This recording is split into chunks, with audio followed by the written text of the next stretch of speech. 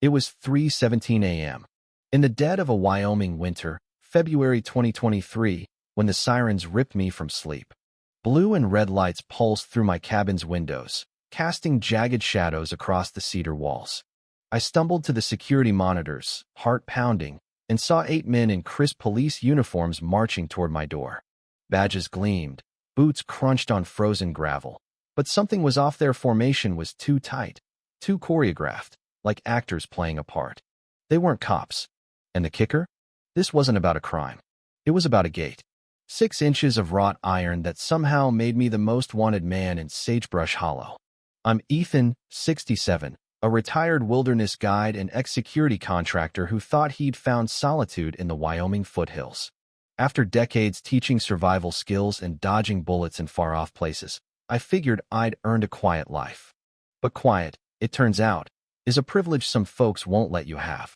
5 years earlier, I lost my closest friend, Caleb, to something I never saw coming. Not a firefight, not a car wreck, but a homeowners association in Arizona. Yeah, an HOA. Caleb's voice still haunts Methan, broken, gasping through the phone as he told me they'd bled him dry with fines and threats over his property. They crushed him with paperwork and lawsuits until his heart gave out. I've seen men die in combat, but nothing hit like watching Caleb fade under the weight of petty bureaucracy. When he passed, alone and defeated, I swore I'd never let that happen again. So I found this cabin in Sagebrush Hollow, a rugged patch of Wyoming where the air smells of pine and the Tetons loom like silent giants. It was everything Caleb would have loved: solid timber walls, a view that erased the world's noise, and space to breathe.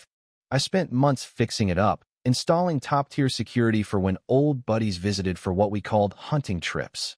The winters here are brutal, but I made sure the place could handle anything. Mornings brought the chatter of chickadees, not car horns, and for a while, I felt free. The previous owner left a wrought iron gate along the property line, nothing fancy, just enough to keep elk from trampling my vegetable patch. I reinforced it where it sagged, thinking nothing of it. Who worries about gate height in the middle of nowhere? Then I met Evelyn. Picture a 52-year-old with flawless auburn hair, makeup like she's heading to a gala, and eyes that sized you up like a hawk. She'd been the head of a local charity until whispers of missing funds tanked her reputation.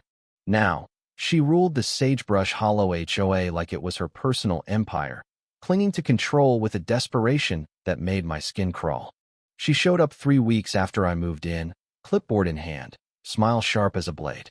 Said she was welcoming me to the community, but her questions about my military past, my pension, my visitors felt like an interrogation.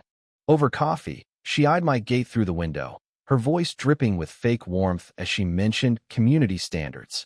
When she asked about my security cameras, I brushed it off, but her interest in my setup screamed trouble.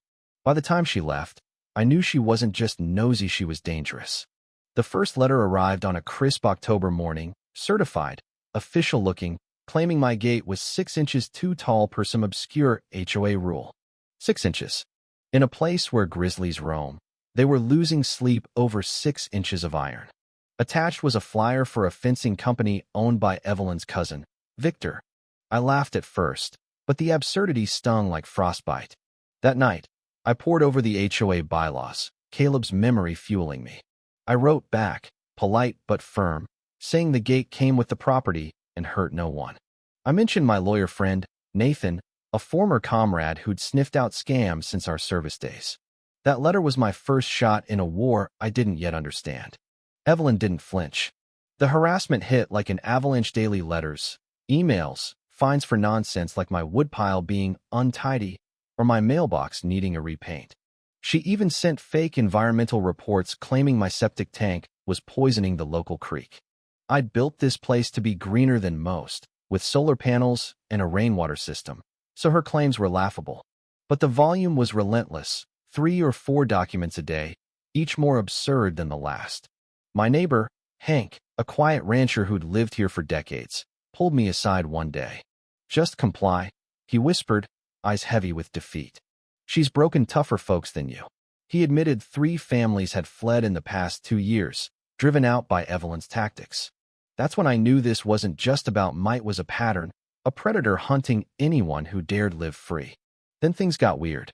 A slick guy in a tailored suit knocked. "Do you want me to continue, or is this enough for the outline?"